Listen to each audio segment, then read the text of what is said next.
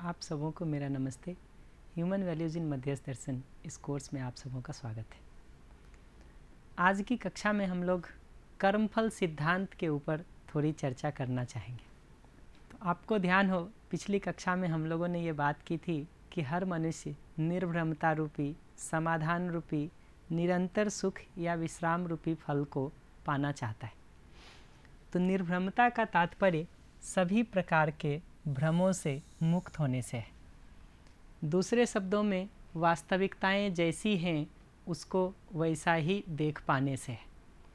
तो मनुष्य में विश्राम की उपलब्धि, निरंतर तृप्ति की उपलब्धि निर्भ्रमता पूर्वक ही होती है। भ्रम पूर्वक जीते हुए हम अनेक प्रकार की मान्यताओं से ग्रस्त होते हैं और अपने में तृप्ति की जगह, संगीतमयता की जगह अंतर्विरोध को, समस्या को झेल रहे होते हैं।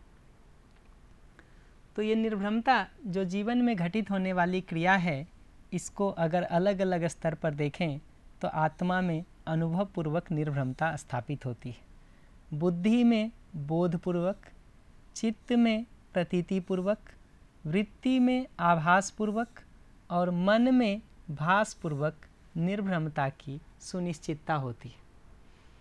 और ऐसे निर्भ्रम जीवन में मन, वृत्ति, चित्त, बुद्धि और आत्मा सतत तृप्त रहते हैं। तृप्ति की इस स्थिति को मन के स्तर पर सुख, वृत्ति के स्तर पर शांति, चित्त के स्तर पर संतोष, बुद्धि के स्तर पर आनंद तथा आत्मा के स्तर पर परम आनंद नाम से पहचाना गया है। तो आज हम लोग ये बात करना चाहते हैं कि इस निर्भ्रमता रूपी फल को पाने के लिए क्या कर्म करने की ज़रूरत है। इस संदर्भ में हम लोग कर्मफल सिद्धांत पर थोड़ी बात करना चाहते हैं। तो मनुष्य द्वारा किए जाने वाले सभी क्रियाकलाप कर्म है।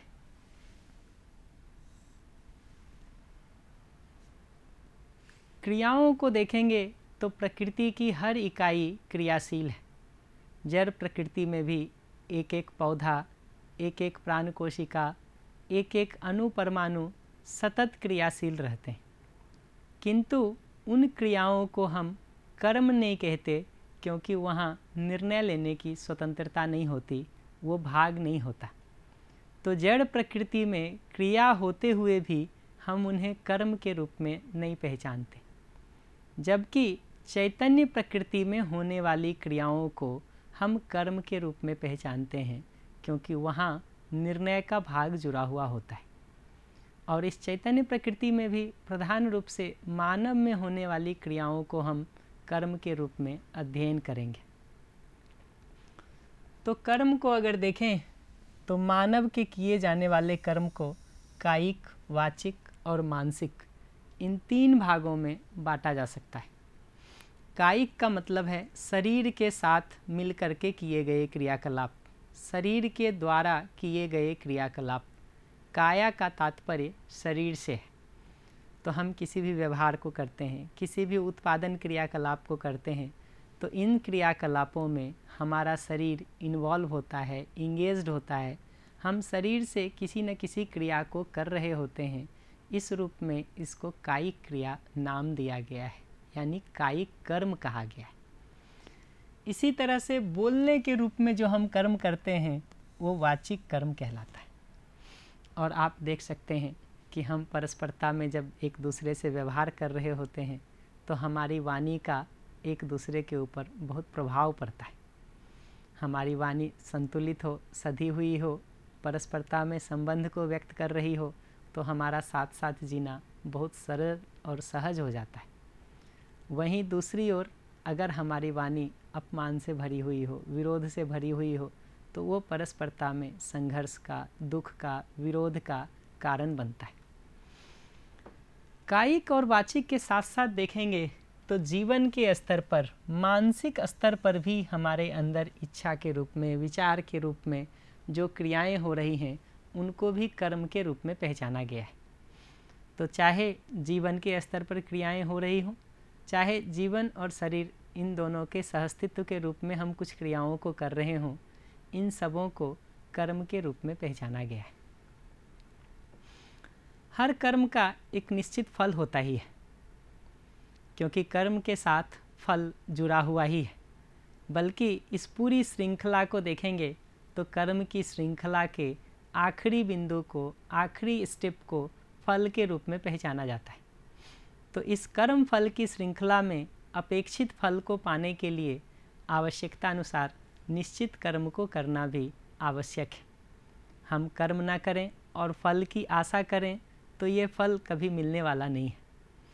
वहीं दूसरी तरफ ये भी समझ में आता है कि हम कर्म करें और फल ना मिले, ऐसा भी नहीं होता। हम जो भी क्रियाकलाप को करते हैं, जिस कर्म को भी करते हैं, उसका निश्चित अपेक्षित फल हमें मिलता ही है। तो आज इसी कर्म फल के सिद्धांत को हम थोड़ा समझना चाहते कि इसका आशय क्या है। तो जैसे बहुत सामान्य उदाहरणों से अगर देखें तो हमारे मानसिक क्रियाकलापों में अंदर जब भी सम्मान का, स्नेह का, विश्वास का, प्रेम का भाव चल रहा होता है तो हम अपने अंदर संगीतमयता की स्थिति को महसूस करते हैं, आराम की, तृप्ति की स्थिति को महसूस करते हैं। इस रूप में हमको फल के रूप में सुख मिलता है। तो मानसिक कर्मों की उपलब्धि को देखेंगे तो अगर वो संगीतमयता की स्थिति में होती है तो हमको सुख मिलता है। वहीं दूसरी ओर हमारे जीवन में अगर तनाव हो, अंतर्द्वंद हो, उलझन हो, विरोध हो तो उसके फल के रूप में हमको दुख मिलता है।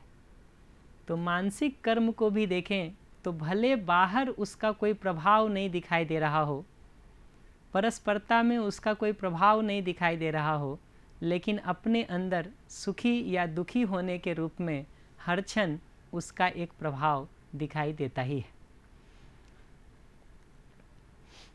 तो आगे हम इस कर्मफल सिद्धांत कैसे काम करता है उस पर थोड़ा बात करना चाहते हैं। तो मनुष्य को अगर देखें तो मनुष्य कर्म करते समय स्वतंत्र है। कर्म करते समय स्वतंत्र होने का तात्पर्य निर्णय ले पाने की क्षमता से है कि अगर मैं आपके साथ व्यवहार कर रहा हूँ तो ये अवसर है मेरे पास कि मैं आपके साथ न्यायपूर्ण व्यवहार करूँ या अन्यायपूर्ण व्यवहार करूं। ये चॉइस है मेरे पास, ये अवसर है मेरे पास कि मैं आपके साथ सम्मानपूर्वक व्यवहार करूं या अपमानपूर्वक व्यवहार करूं। तो कर्म करते समय ये चॉइस होने के कारण, ये अवसर होने के कारण मानव को कर्म करते समय स्वतंत्र होने के रूप में पहचाना गया है।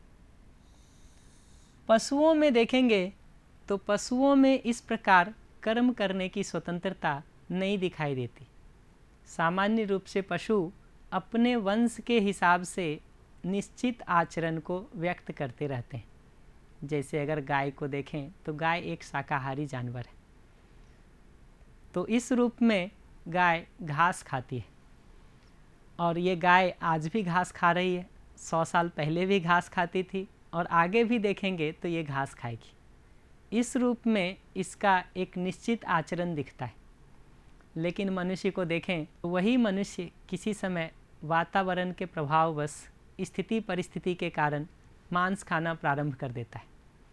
और दूसरी तरफ ये भी दिखाई देता है कि कोई मांसाहारी मनुष्य किसी कारण से वातावरण की परस्परता में या अध्ययन के प्रभाव से वही मनुष्य फिर से शाकाहारी हो जाता। तो मनुष्य में देखेंगे तो ये परिवर्तन दिखाई देता है, लेकिन पशुओं में ये परिवर्तन नहीं दिखाई देता। इस रूप में पशु कर्म करते समय परतंत्र हैं, जबकि मनुष्य कर्म करते समय स्वतंत्र है। फल को अगर देखने जाएं तो पशु के कर्म का भी एक निश्चित फल होता ही है। इस रूप में जैसा कर्म करते हैं वैसा फल मिलता ही है। ये फल भोगते समय परतंत्र होने का तात्पर्य है। भ्रमित मनुष्य को देखें तो कर्म करते समय स्वतंत्र है। समझदार मनुष्य को देखें, जागृत मनुष्य को भी देखें तो वो कर्म करते समय स्वतंत्र है। लेकिन इन दोनों में, भ्रमित मानव और जागृत मानव में अंतर फल भोगते समय दिखाई देता है। जागृत मानव फल भोगते समय भी स्वतंत्र होता है, जबकि भ्रमित मानव फल भोगते समय परतंत्र होता है। जागृत मनुष्य के फल भोगते समय स्वतंत्र होने का तात्पर्य अपेक्षित फल को भोगने से है।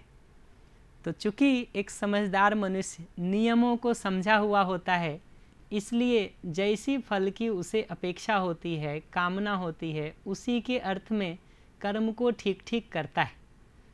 चूँकि फल को समझ करके मनुष्य, नियमों को समझ करके मनुष्य कर्म कर रहा है, इसलिए फल भोगते समय भी वही फल आता है जिसकी उसे अपेक्षा थी।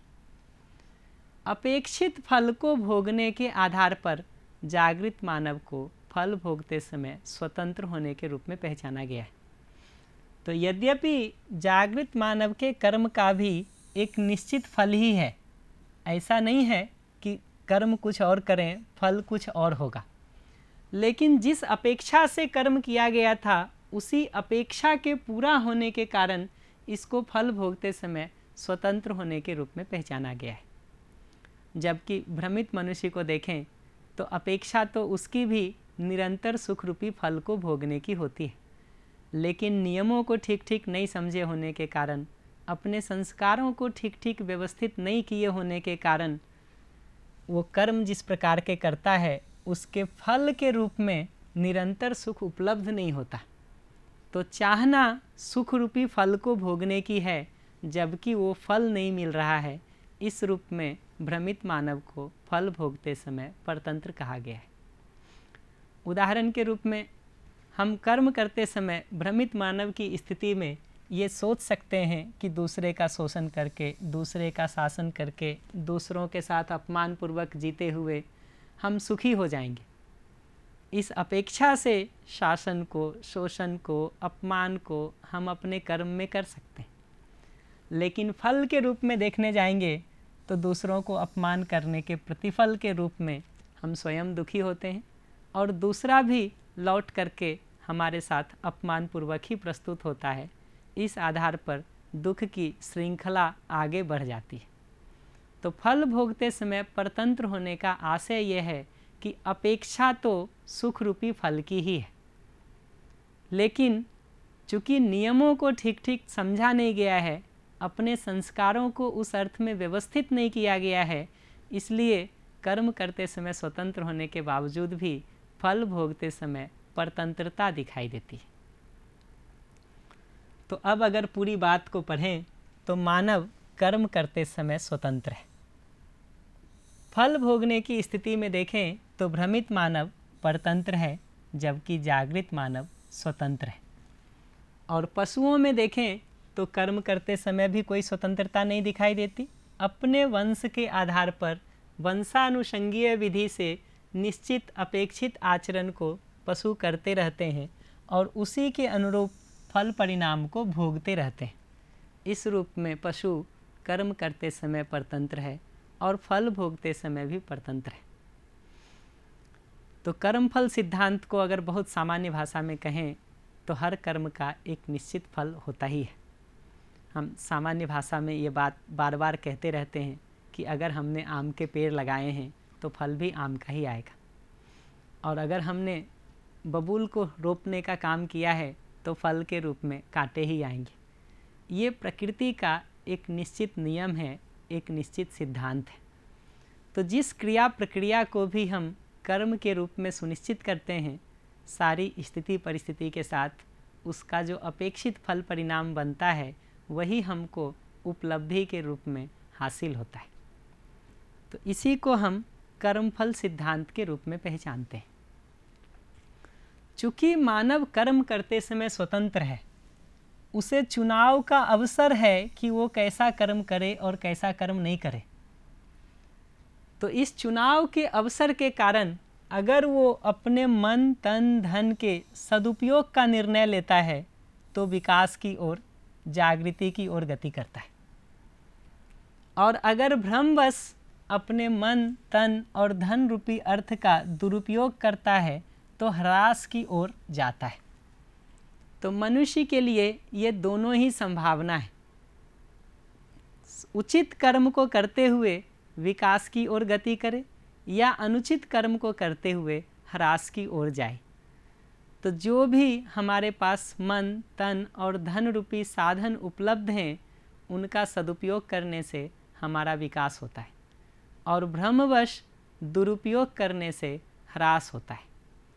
कर्म करने की स्वतंत्रता होने के कारण मनुष्य के पास ये अवसर है निर्णय लेने का कि वो सदुपयोग करे या दुरुपयोग करे, इतना अवसर तो है। लेकिन फल के रूप में ये बात बहुत जुड़ी हुई है कि सदुपयोग पूर्वक विकास करने से ही अपने में तृप्ति होती है, सुख होता है, जबकि दुरुपयोग पूर्वक ह्रास की ओर जाने से हम अपने में दुखी होते हैं, क्योंकि वो हमारी चाहना नहीं है। मानव की यह कर्म स्वतंत्रता ही उसके अनिश्चित आचरण का कारण है। तो भ्रमित मानव में देखें तो कर्म करते समय स्वतंत्रता होने के कारण ये अनिश्चित आचरण दिखता है। लेकिन एक समझदार मनुष्य को देखें तो नियमों को ठीक ठीक समझा होने के कारण कर्म स्वतंत्रता होने के बावजूद भी वो प्रकृति के अस्तित्व के नियमों के अनुरूप कर्म को ही करता है। इस रूप में उसमें आचरण की निश्चितता होती है और फल के रूप में भी सुख की निरंतरता होती है।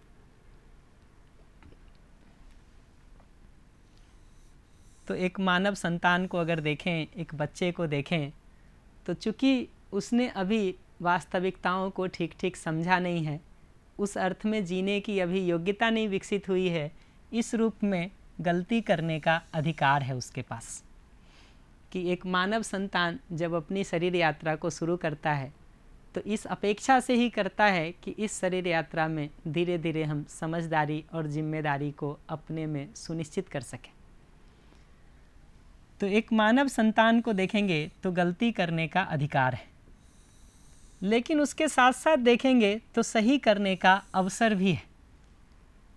तो एक मानव संतान को भी देखेंगे तो मन और तन, जीवन और शरीर, इन दोनों के सहअस्तित्व में वो होता ही है। और जिस परिवार में, जिस समाज में भी वो पैदा होता है, वहाँ धन के रूप में, भौतिक संसाधन के रूप में भी कुछ न कुछ वस्तुएं होती ही हैं। इस रूप में सही करने का अवसर और साधन हर बच्चे के पास होता ही है। इसमें वातावरण की अनुकूलता मिल जाए, स्थिति परिस्थिति की अनुकूलता मिल जाए, तो ये सही समझने और सही जीने का काम बहुत सहजतापूर्वक हो पाता है। तो मनुष्य के पास ये दोनों ही संभावना है, विकास की ओर गति करने की अथवा ह्रास की ओर गति करने की। तो अगर मनुष्य निर्भ्रमता रूपी फल को पाना चाहता है तो उसके लिए अध्ययन और अभ्यास रूपी कर्म को करने की आवश्यकता है। अध्ययन और अभ्यास रूपी फल की उपलब्धि के रूप में ही निर्भ्रमता हमें हासिल होती है। तो बहुत संक्षेप में कहें तो सुख रूपी फल है जिसको हर मानव पाना चाहता है। मानव इसी अपेक्षा से सभी कर्मों को कर रहा है, जाने अनजाने, सही गलत, नियम विहित या विधि के अनुरूप नहीं, ऐसे जितने कर्मों को भी काम कर रहा।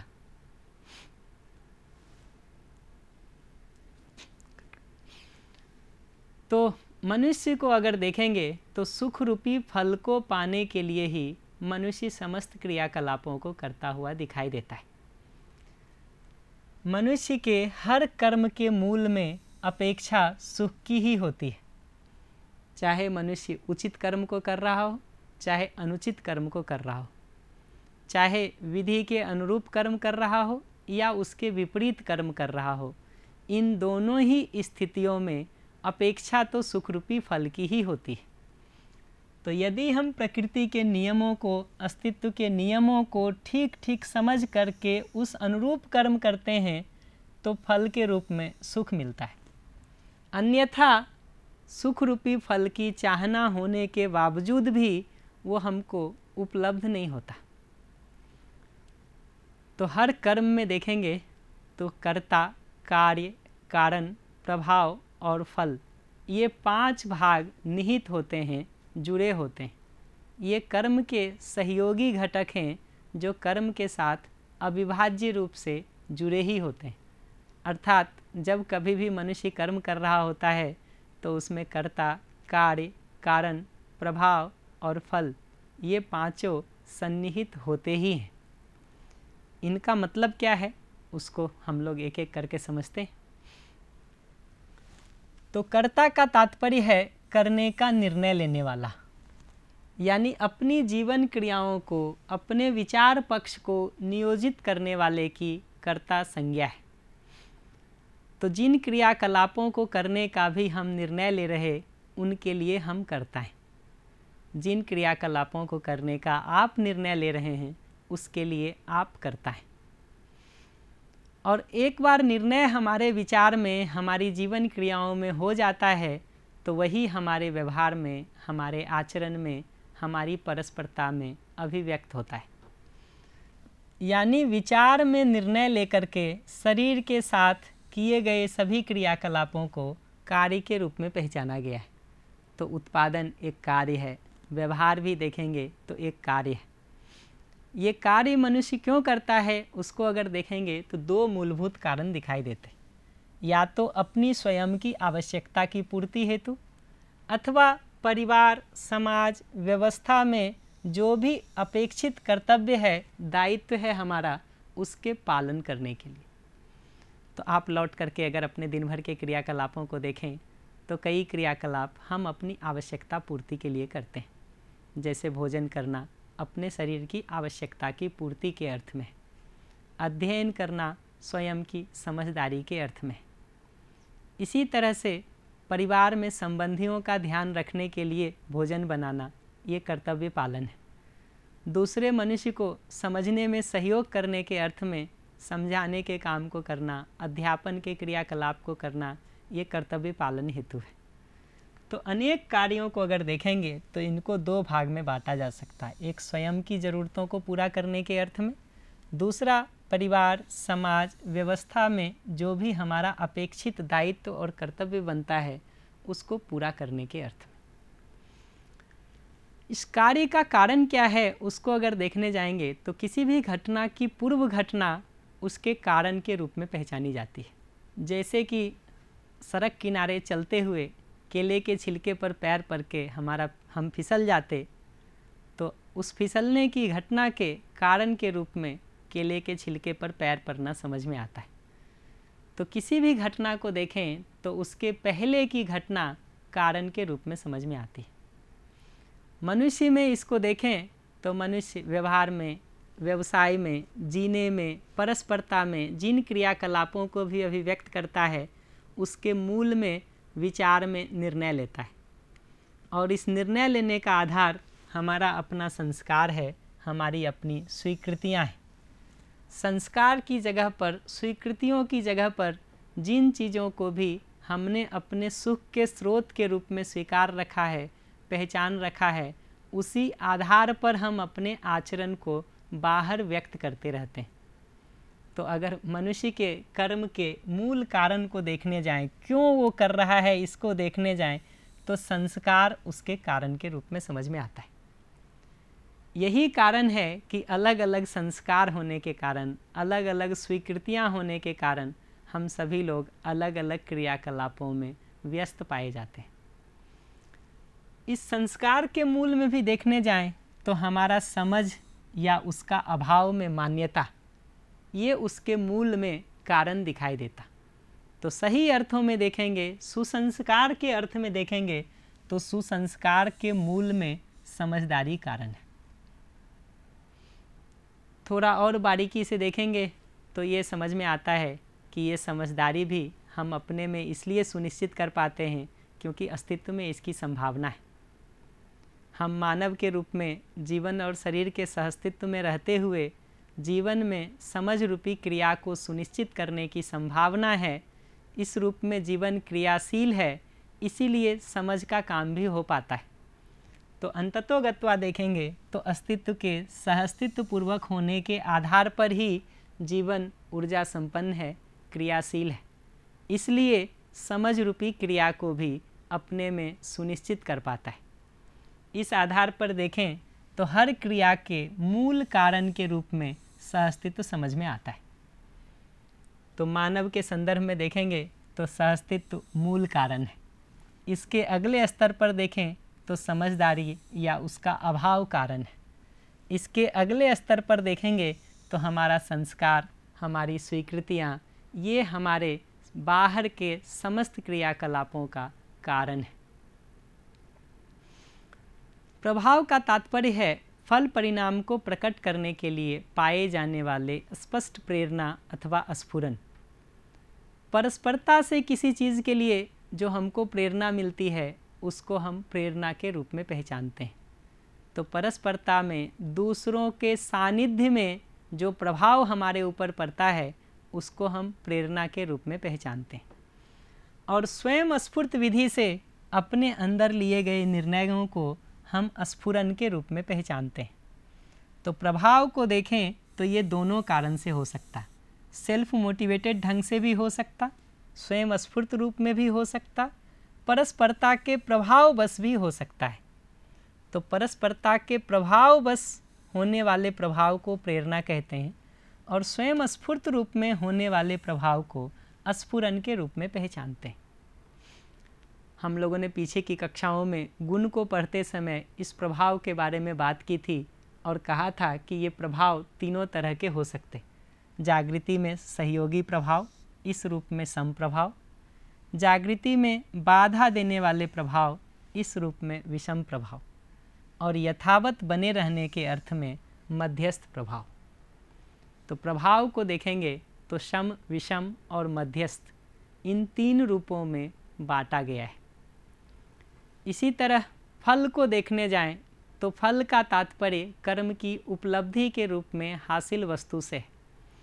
तो अपेक्षित फल आशित फल को पाने के आधार पर उस फल को पूर्ण फल के रूप में पहचाना जाता है और आशित अपेक्षित फल नहीं मिलने पर उसे न्यून फल के रूप में पहचाना गया है। तो अंततोगत्वा देखेंगे तो निरंतर तृप्ति पूर्वक जीने रूपी फल हमको मिलने लगे, निरंतर तृप्ति हमारे में सुनिश्चित हो जाए, इस फल के मिलने पर ही हमारा फल पूर्ण होता है। उसके पहले देखेंगे तो हर फल न्यून फल है, क्योंकि उतने मात्र से हमारी तृप्ति की निरंतरता नहीं होती। तो निर्भ्रमता ही पूर्ण फल है, निरंतर तृप्ति ही पूर्ण फल है, नित्य समाधान की स्थिति में होना ही पूर्ण फल है, अपने में निरंतर सुख को सुनिश्चित कर पाना ही पूर्ण फल है। तो जहाँ से आज हम लोगों ने बात शुरू की थी कि कर्मफल सिद्धांत में देखें तो हर कर्म का एक निश्चित फल होता है, ये कर्मफल सिद्धांत है। मनुष्य अपने सभी कर्मों को सुख रूपी फल को पाने के लिए ही करता है। तो मनुष्य के हर क्रियाकलाप के मूल में सुख रूपी फल की अपेक्षा है। और अगर मनुष्य के कर्म को देखें तो हर मानव कर्म करते समय स्वतंत्र है, लेकिन फल भोगते समय देखेंगे तो जागृत मानव फल भोगते समय स्वतंत्र है, जबकि भ्रमित मानव फल भोगते समय परतंत्र है। फल भोगते समय स्वतंत्र होने का तात्पर्य अपेक्षित फलों को पाने से है, जबकि फल भोगते समय परतंत्र होने का तात्पर्य हमारी अपेक्षा किसी और फल की है और हमको भोगना किसी और फल को पड़ रहा है। कर्म करने की स्वतंत्रता होने के कारण ही मानव को अपने मन, तन और धन रूपी अर्थ के सदुपयोग या दुरुपयोग दोनों का ही अवसर है। तो समझदारी पूर्वक मनुष्य सदुपयोग को सुनिश्चित करता है, भ्रमवश मानव दुरुपयोग करता हुआ भी पाया जाता है। और ये दिखता है कि हम अपने जीवन का, शरीर का, सुविधाओं का जितना सदुपयोग करते हैं उतना विकास की ओर, जागृति की ओर हमारी गति होती है। वहीं दूसरी ओर हम भ्रमवश जितना इसका दुरुपयोग करते हैं उतना ह्रास की ओर गति करते हैं, और ह्रास की ओर गति करना हम में से कोई भी मनुष्य नहीं चाहता। और आखिरी बात हम लोगों ने ये की थी कि हर कर्म में कर्ता, कार्य, कारण, फल और प्रभाव ये निहित रहते ही हैं। तो अगली कक्षा के पहले ये तीन बातों की जांच परख की जाए। पहली तो ये कि अपने में ये जांच करके देखें कि एक मानव के रूप में जीते हुए आपको अपने में कर्म करने की स्वतंत्रता दिखाई देती है या नहीं देती। दूसरा, इस बात को भी अपने में जांच परख करके देखें कि हम जैसा कर्म करते हैं वैसा ही फल हमको मिलता है, या फिर हम कर्म कुछ भी करें, फल हमको कुछ भी और मिल जाता है। इस बात की भी जांच परख करके देखें। और तीसरी ये बात कि किसी भी कर्म के साथ कर्ता, कारण, प्रभाव, फल ये सभी अविभाज्य रूप से जुड़े हैं या नहीं हैं। तो अपने जीवन के कुछ उदाहरण को लेकर के देखें, जहां हम किसी कर्म को कर रहे हैं उसमें ये देखने की कोशिश करें कि उसका फल क्या है, उसका कारण क्या है, उसका प्रभाव क्या है, कर्ता कौन है और क्या कार्य हम कर रहे हैं। तो इन 3 बातों की जांच परख की जाए। अगली कक्षा में हम इस पर बात करने का कोशिश करेंगे कि ये जो निर्भ्रमता रूपी फल है या ये जो निरंतर सुख रूपी फल है, ये तो हमारा अंतिम लक्ष्य है। सामान्य रूप से हम इस अंतिम लक्ष्य को पाने के लिए कुछ इंटरमीडिएट गोल्स बनाते हैं, सब गोल्स बनाते हैं, और उन सब गोल्स, इंटरमीडिएट गोल्स को पा करके धीरे धीरे इस निरंतर सुख रूपी अंतिम फल को, निर्भ्रमता रूपी अंतिम फल को पाना चाहते हैं। तो कल हम इस बात पर बात करेंगे कि ये जो निर्भ्रमता रूपी फल है या निरंतर सुख रूपी फल है, इसके इंटरमीडिएट गोल्स को हम कैसे पहचानते हैं, कि अभी जीते हुए हम अपने सब गोल्स को, इंटरमीडिएट गोल्स को कैसे पहचानते हैं। क्योंकि ये निरंतर सुख रूपी फल की चाहना देखेंगे तो ये तो हम में से हर मनुष्य में एक जैसी है, लेकिन उसके बावजूद भी कर्म में बहुत सारी विविधता दिखती है, क्योंकि इंटरमीडिएट लेवल पर हमने इस निरंतर सुख रूपी फल को पाने के लिए अलग अलग सब गोल्स मान रखे हैं, स्वीकार रखें। तो ये 3 गृह कार्य के ऊपर जांच परख किया जाए कि हमको कर्म करने की स्वतंत्रता है कि नहीं, कर्म के साथ फल जुड़ा ही होता है कि नहीं, और हर कर्म के साथ कर्ता, कारण, प्रभाव और फल ये सभी अविभाज्य रूप में आपको दिखते हैं या नहीं दिखते। इसका जांच परख किया जाए। अगली कक्षा में मिलते हैं, तब तक के लिए धन्यवाद।